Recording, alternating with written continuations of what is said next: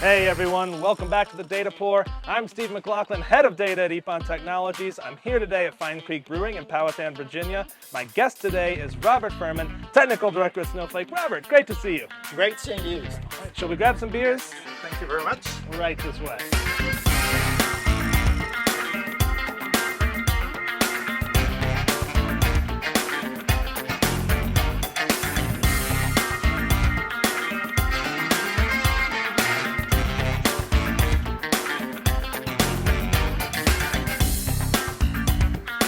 I'm really glad you could be here. Now, Robert, I've known you for many years because you were one of the first people who I ever heard talking about Snowflake. I was like, what is that? And how is that new and different? So before we jump in, tell me a little bit about your day-to-day and your role as a technical director at Snowflake. I'd love to hear more. Yeah, that's a very interesting story. So I have been with Snowflake for about 7 years now. Right. It was a really, really interesting journey. At Snagajob, we just had moved, or we're in the process of moving to the cloud. Right. We were running a data warehouse from HP called Vertica. Oh, yep. And when we moved into the cloud, it was difficult to actually get all of the requirements that we had internally to be satisfied. So I was looking around, came across this, brand new company called Snowflake. Snagajob was one of the first customers, right? I mean, certainly in the area Virginia. here. Yeah, Yes, yeah. absolutely. Yeah, Yeah, we were one of the very first ones on the East Coast. Yeah. Yeah, tried it out, Right. was absolutely amazed, and I said, I have to have this. Yeah.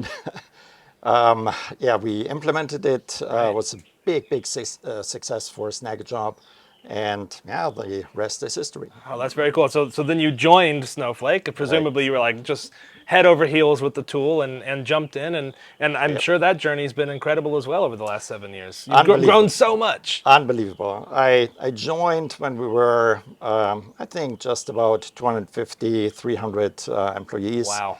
We are over 7,000 now. Yeah.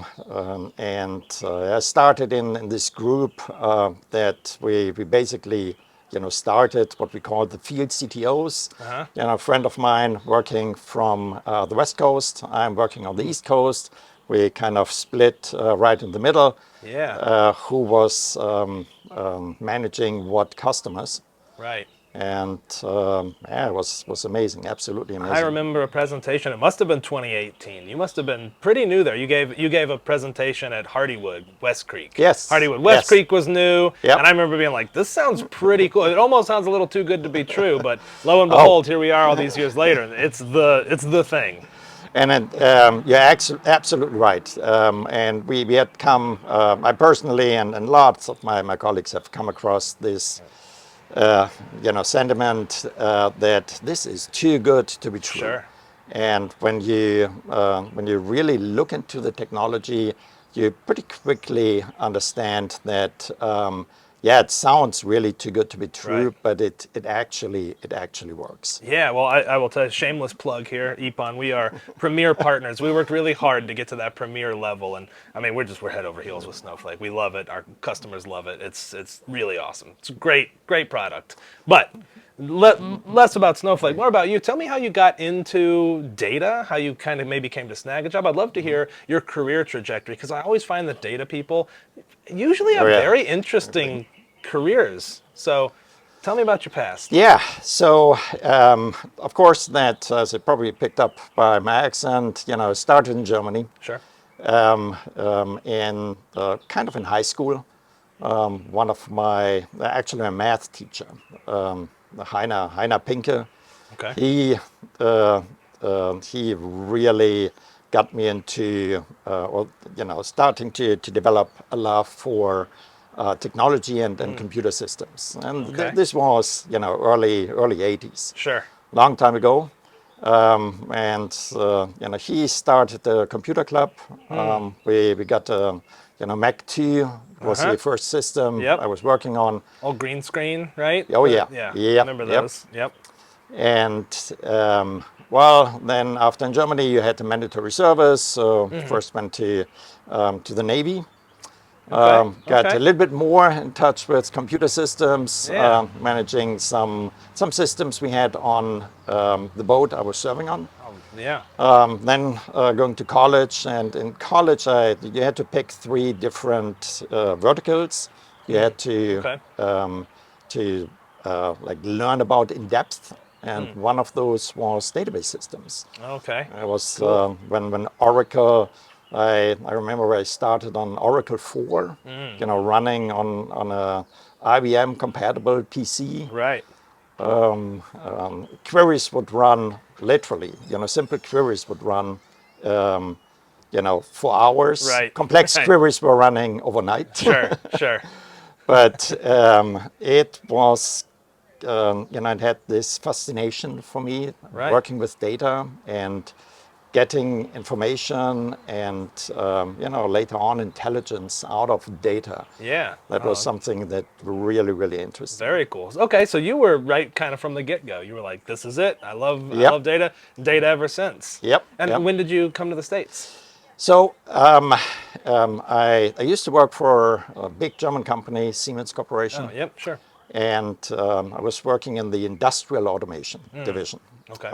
And you can imagine there's a lot of data Oh we yeah. had to manage. Yeah. And one of our customers, or let's say Siemens was trying to break into the American market, and Okay. they Gotcha. found a really, really big customer, Philip Morris USA. Oh, okay. Yeah, now All right. you. Now the puzzle pieces are coming together. There you go. So when I heard about the project, doing a project in the States, I thought, man, that is so interesting. Yeah. So I signed up for the project. It was meant to last for about a year. It took way longer. So Okay. after Yeah. 3 years, we actually I've never heard of an IT project running long. That's never happened. So that's weird. we we implemented the system. Actually, first site was here in Richmond Okay. Yeah. at the plant, Yeah. Sure. down on Yeah. 95. Yep. And customer loved it. So they at some point asked me if I was interested helping them build up a support team Okay. in the States. Gotcha. Because the problem They was being Siemens or no, they no, being no. Philip Philip Morris? Morris. Okay. Philip Morris Cool. Yep. asked if I could help build up a support team because supporting the system from Germany, especially because it was directly tied into their production processes, Right. was Right. was very, very difficult. With the different time zones. And Sure. Sure.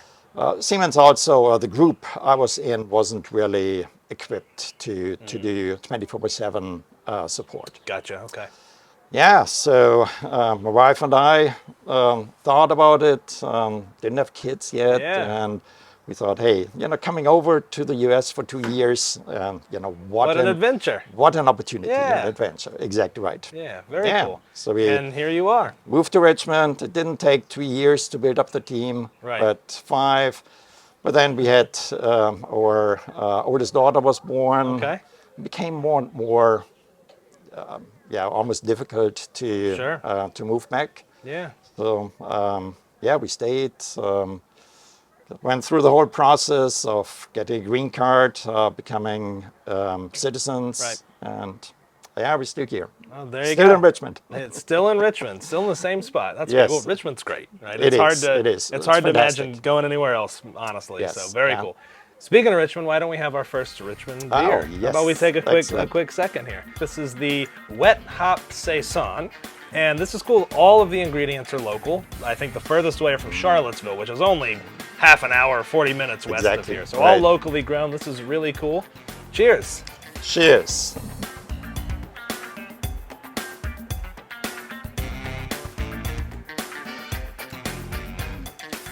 Oh, yeah. Hardly pretty can get delicious. any better. That's pretty delicious. And on a hot day, very Yes. refreshing. Quick fact about Fine Creek, they're actually a very small brewery. They only do about 350 to 400 barrels of beer a year. It's family owned, so very small, but clearly very skilled, because this beer is absolutely Fantastic. excellent.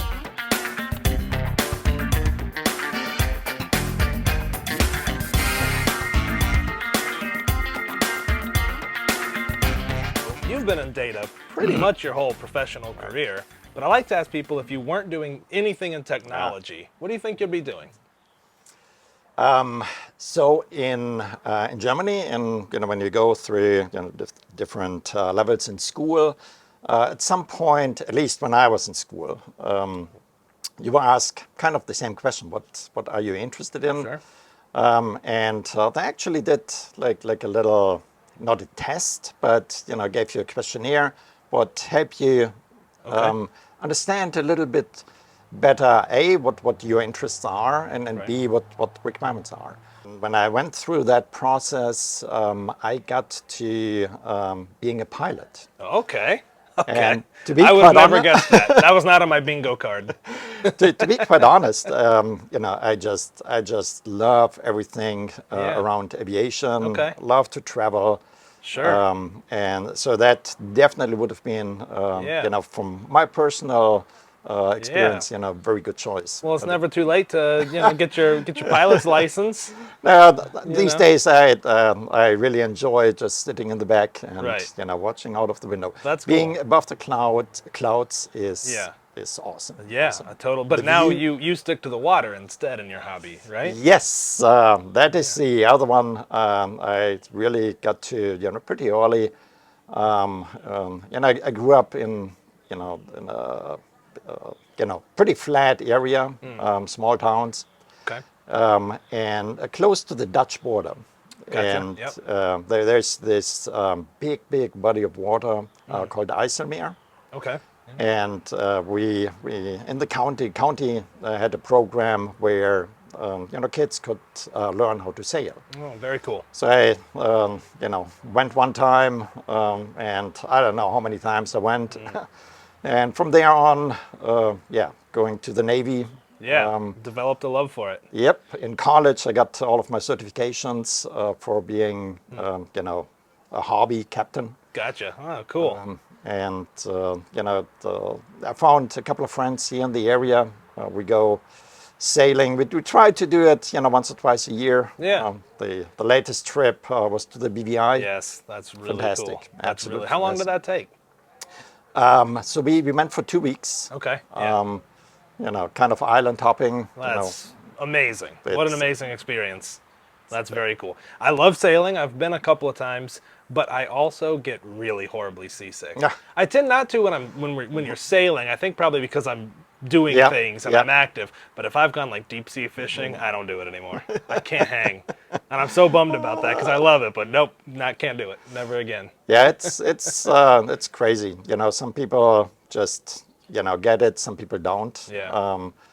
If you even if you get it, I think as soon as you, at least for for me, when you get on deck, just look at the horizon. Yeah. It may help.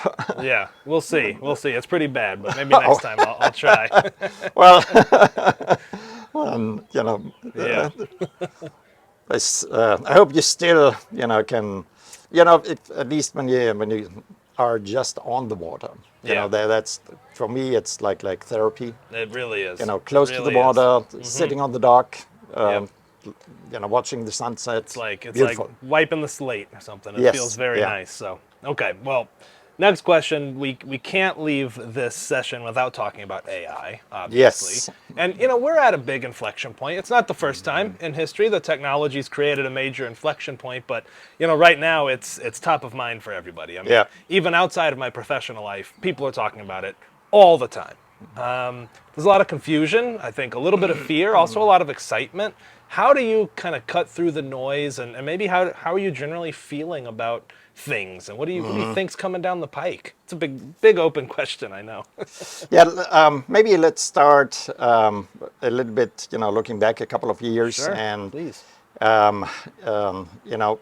I think maybe it hadn't been called AI, but maybe Yeah. more machine learning Yes, back then. right. And if you had last year's reInvent, Amazon Yeah. or Oh yeah. AWS reInvent, Very familiar with that. the CTO Werner Vogels, very difficult for my German pronunciation. Well, he was also looking a little bit into that and trying to kind of cut through the noise, Right. because you now have what he called traditional, or let's say the old machine learning. Right. What is much more about, let's say, the open source projects Sure. that exists, Yep. scikit-learn. Yep. There's so many these Yep. days, All those. Yeah. which where, where you probably can still understand very well how they work, how Sure. they come up to the Sure. decision. Still a little bit of a black box sometimes, but you can generally get, okay, I get that we went from here to here, and Yes, that's how yes, we got this output. right. Yeah. And while then, I think it was,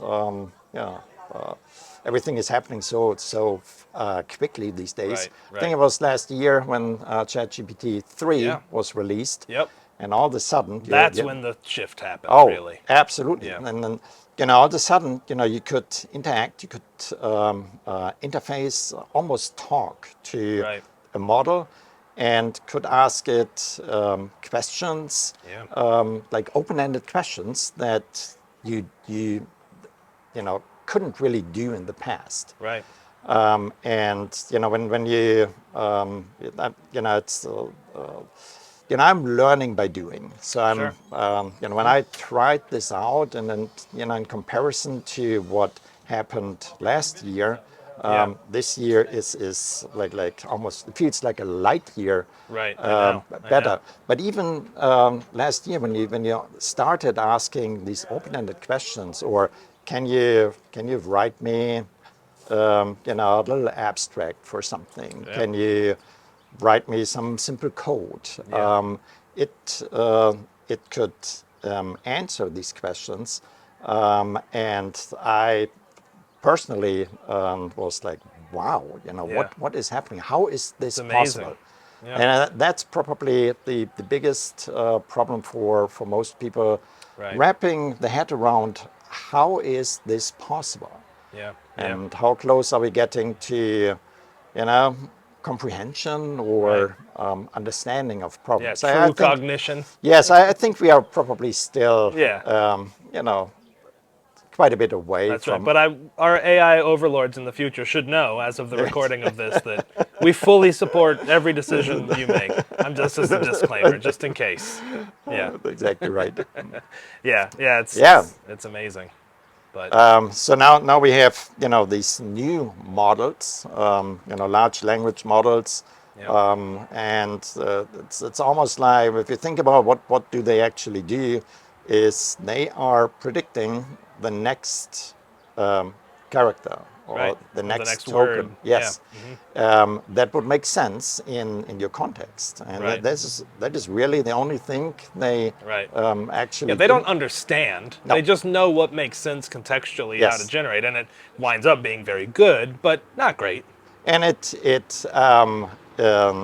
model obviously has to be trained, Right. and that's where some of the problems start, Right. because depending on what has been used to train these models, Sure. what was found on the internet, Yeah, that's right. the answers now reflect what Right.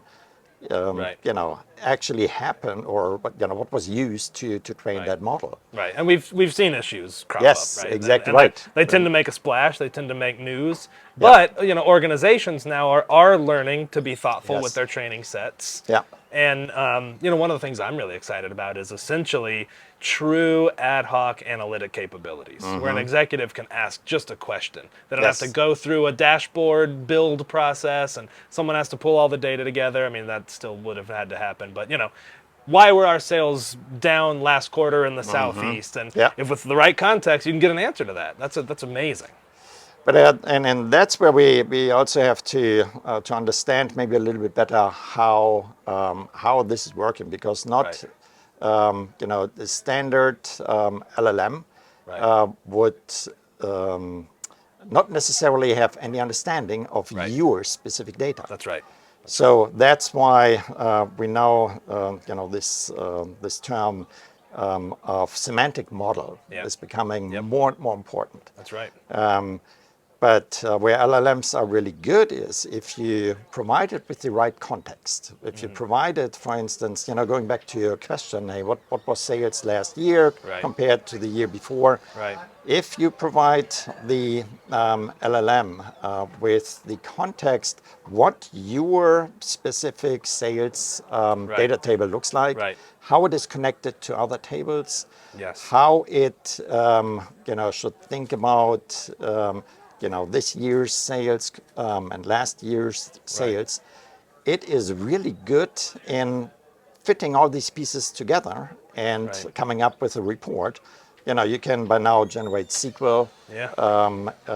It can be, let's say, exported into or put into a system that renders the information very Right. appealingly, can put it into a report, it can display it directly Right. on somebody's screen in an online session. Yeah, Yeah.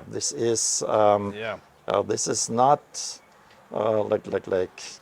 future I anymore. know. This is happening right now. It's here. Yes. Yeah. And I think the next, 18 months, 24 months are going to be, they're going to be Oh yeah, interesting. yeah. Because things are building up so fast around all that, and offerings and new tools and things that we haven't even thought of yet that we're going to read about tomorrow morning and be like, wow, that's a great idea. But that probably would be a good point to also talk maybe a little bit about what doesn't work yet. Sure. And generating code in I would say for simple use cases works, but you still have the problem of hallucination, Yeah, where the absolutely. model just makes up something. And But it's confident. It's just wrong. And exactly confident. right. You read it and you're like, oh, cool. It's totally wrong. And that's what is could be is definitely dangerous Yeah, if you that's right. if you don't understand how to put it into context. Right. The human. Right.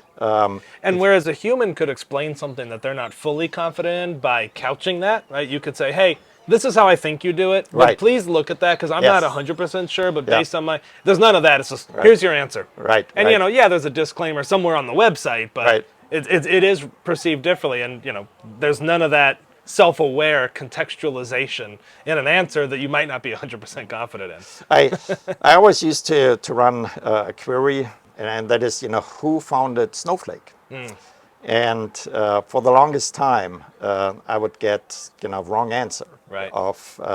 It usually got two, Benoit and Thierry, right, but the third person, it would just make up names, and but there's no indication that it was.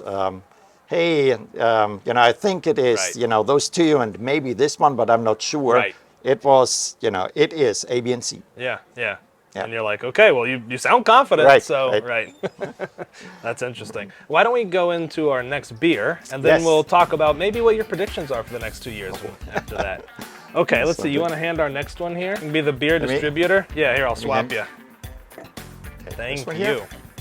Yes. And I put those two away. And another one. All right. Beautiful so color. This isn't is it? a beautiful. Our next one is a Maybach, and it is called Earth to Beer. It is made with sweet potato and yarrow, which we didn't know what yarrow was. Exactly Full right. disclosure, we read about it. Turns out it's very healthy sounding, so this is actually good for you in some way. Cheers. Cheers.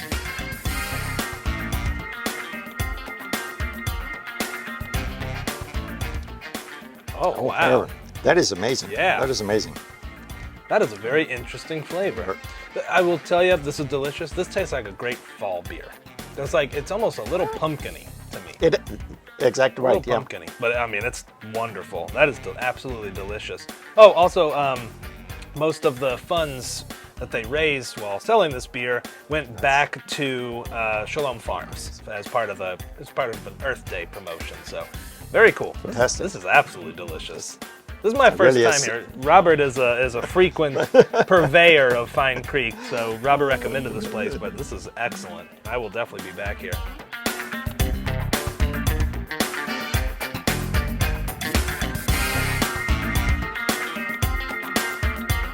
There is obviously a lot of moving pieces right now. We've already talked about AI, but generally just still the move to the cloud and digital transformations. What do you think is the biggest hurdle that companies are facing these days? Very, very interesting question. And maybe start a little bit with Snag Job. Okay. Yeah, great. When because we being in the data world, you are basically kind of in the middle of the Right. system. Right. And we were when Snag Job was moving was growing very quickly. We, um, we, we, we definitely had some growing pains trying to figure out how do we manage this Right. tremendous growth. Just some numbers. When I started at Snag Job, we had about 10 million registered users, and when I moved on, it was about 70 million or so. Yeah. That's huge. Tremendous growth, Right. and we were in the beginning shying away from virtualization on the database side. Gotcha. Virtualized everything else, but the database system then virtualized those as well, and Right. it worked fantastically. Technology was definitely improving very quickly. And kind of the same happened with the next move from virtualization to cloud. Yeah. We were also, in the beginning concerned about is cloud technology at this point ready to run database systems at Right. the scale that we needed. Right. And again, it worked amazingly well. Right. We had done our homework, but going back to your question. I don't have the exact numbers, but Sure. I think it's probably like 20, maybe 30% of all systems are virtualized. So it's a Right. huge class of systems that is still running on-prem. Right. And in my experience, one of the big challenges is that you have to kind of change how you look at your IT systems. And in the past, our trade has probably tried to prevent every failure from happening. But you can't really do it that way in the Right. cloud because, as famous saying is, it's not a question if something fails, it is just when it fails. Yeah. So you Sure. can't really have this idea, I want to prevent every failure. Right. And so So making whereby this resiliency switch, becomes yes, more important than not failing. right, exactly right. Right. And then now changing your software to become resilient is still, I believe, still a big challenge for companies. Yeah. Also, going from let's say maybe having, let's say, a 9 to 5 operation, thinking about it 24/7. There's no scheduled outages anymore. Software upgrades, they Right. just happen as normal steps in your general life cycle. Right. Instead of we take the system down, we upgrade it, we bring it up, we look at all of the problems. Right. You can't do that Yeah, in and today's world CI/CD anymore. still feels a little bit in its infancy, right? I think Yeah, there's still probably a lot of innovation to be had there. we, at Snag Job, we went from, let's say, having releases once per quarter to having releases at will, usually 2 or 3 releases per day. Right. Yeah, Wow. yeah, Yeah. That's interesting. Just a couple more questions, and we'll yeah, get into our last beer. But yeah. we've already talked a lot about AI, but one of the side effects of it, I think, is it's raising across the board data literacy. I think Yes. people are Yeah. understanding more and more the importance of data. That's already been a trend that's going on, but I think this is, pushed us over the top. I joke all the time on the other episodes. You'll see this, that like my mom knows why data is important Yeah. because you hear the horror stories about AI. So with this increase in data literacy, how do you predict that impacting organizations' investments in data management, data governance? Do you think that's going to become a major focus for organizations, or do you think we're going to full steam ahead right past it like we've kind of done in the past? Well, first, if you think about what we talked about before, that is, say, you have to train models so they can, give you some predictions. Now, if Right. you think about where this data is coming from, Right. it's basically collected, knowledge base of the internet. Right. But there are obviously some legal implications, Sure. Yeah. if every piece of data can be used to train a model. Right. And so data governance, I believe, is going to become an even bigger aspect. I don't know exactly, how it will be solved, but Right. I think there has to be some legal framework for Yes. what can be used. And even if you are looking, what companies are doing inside their four walls. Right. Clearly, right now you have roles that govern who can see what. Sure. Now, if you are now pointing an LLM, and there are ways to train already trained system specifically for certain pieces of information inside your four walls. You Right. can embed certain pieces into the model, and then it understands much better how Yeah. the how the data in your organization is maybe organized. Right. But when you take all of this data and just let an LLM ingest it, then how do you now figure out or how do you control what data is being made available to Right. whom? Right. Because it's sitting in That's right. inside the LLM, and then Sure. I think we don't yet have a framework That's right. of how to govern who can see what. Right. Obviously, you have to do it in real time. Yeah, it's I think a big problem. Yeah. But these are the interesting problems to That's solve. right. Yeah, They're very interesting problems. Okay, I've got one more question before our yeah. next beer. What do you see changing in the role of data engineering over the Ah, next, call it 2 years, yeah. whatever, X time frame? Yeah, and 2 years is probably almost an eternity. Very true. Yeah. I think, almost like, when you look at the role of a traditional DBA that we had, years ago. Right. And that was primarily what we would call maybe, system DBA, taking Right. care of the system. System is always up and Sure. The running. care and feeding, and Yep, yeah, don't and feed it after midnight. Yeah. Yeah. Right. exactly. Yeah. Yeah. And over time, that has split into multiple, much more specific Right. roles. One of them, being a data engineer, where Right.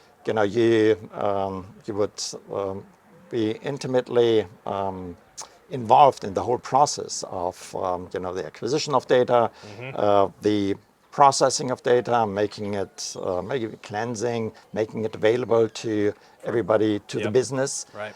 And in that transition, your traditional DBA role became maybe from a 70% maybe to a 50 or 30%. Mm-hmm. Now, in the next transition, I think we will use technologies like LLMs Yeah. to do a lot of the The groundwork. blocking and tackling. Yeah. Yes, Mm-hmm. and data engineers will be even more understanding or have to understand how the data they are processing is providing benefit to the business. Right, right. So And really understand that, the full value chain of where the Yes, data they're yes, working on. Yeah, yeah, yeah. yeah. That's great. It's insightful. Well, shall we move on to our last beer Absolutely. here? Okay, and this last beer is a hazy IPA. Here, Robert's going to hand those Yep. down the table. And while you're grabbing Yeah. those, I will tell you a fun fact we learned about Fine Creek, and that is when they first opened their first year, maybe you know this story, they won Winery of the Year. Oh my God, no, I And did they not. didn't even sell wine in their tap room. So they won Winery of the Year. They don't make wine. They didn't even sell wine at the time. So here's to the best winery of 2018, I think it was, 2017. Awesome. Cheers. Cheers.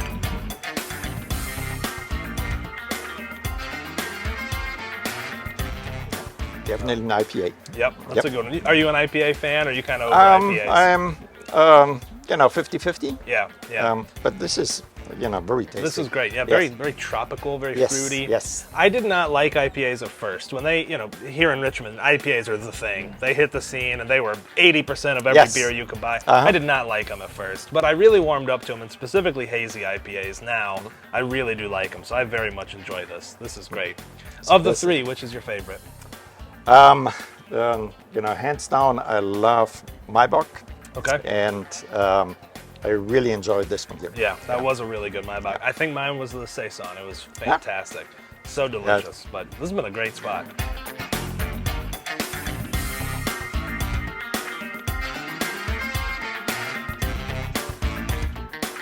What advice would you give to someone entering their career right now? It's a very different time than when you started back in the 80s, and Yes, yeah. you got into it because of your love of math and Yes. moved into Oracle system. Very different look. So Right. what advice would you give someone right now whose first day as a data engineer, as an analytics engineer, was tomorrow? I think what at least I had to do in my career is kind of reinvent myself over and over. Sure. And it was 3-4 iterations. I think for the next generation, this will probably be even faster. Yeah. So Yeah. I would say embrace the this change. Yeah. The only constant is going to be change, Right. and embrace what opportunities it's going to open up. Learn to be comfortable in that change. Yes, for exactly sure. right. Yeah, that's Yeah. a great way to say Yeah, it. that's great. That's great advice. All right, Robert. Well, thank you so much for joining me. I appreciate that. Thank you for recommending this beautiful brewery. Thank you for being here today. Thanks for having me.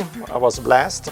Really enjoyed the whole series you guys are doing. It's fantastic. Oh, thank you so much. I appreciate that. And thank you for watching. Until next time, let's toast to knowledge and connection, one episode at a time. Cheers. Cheers.